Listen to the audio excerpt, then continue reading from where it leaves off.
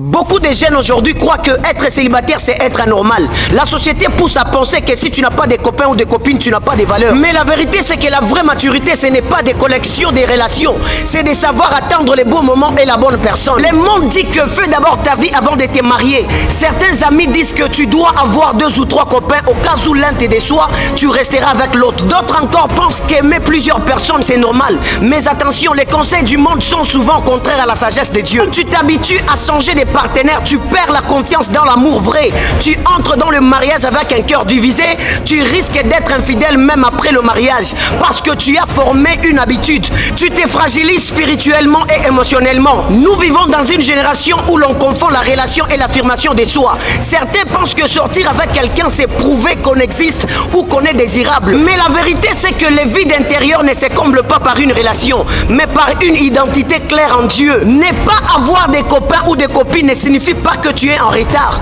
mais que tu refuses d'être en avance sur ton malheur. Certains disent qu'il faut goûter à tout avant de se marier, mais à force de goûter à tout, on finit par ne plus savoir savourer ce qui est vrai. L'expérience sans la sagesse conduit à la confusion. Les relations accumulées sans discernement laissent des blessures que ni le temps ni la beauté ne peuvent guérir. Quand tu t'habitues à aimer plusieurs visages, tu t'entraînes à ne jamais rester fidèle à un seul. Tu perds la profondeur de l'attachement. Ce qui devait être une école de patience devient une répétition de la trahison.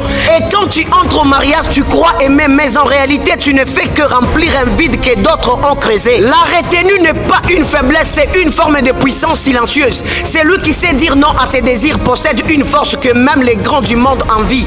Dieu ne te demande pas de te priver, il te prépare à te préserver. C'est lui qui se garde son or lui-même. Tu ne mourras pas si tu n'as pas de relation, tu ne perdras rien à attendre, mais tu risques de tout perdre en te précipitant. La vraie grandeur, c'est de rester pur dans un monde impur, car celui qui apprend à se maîtriser aujourd'hui deviendra un pilier stable demain.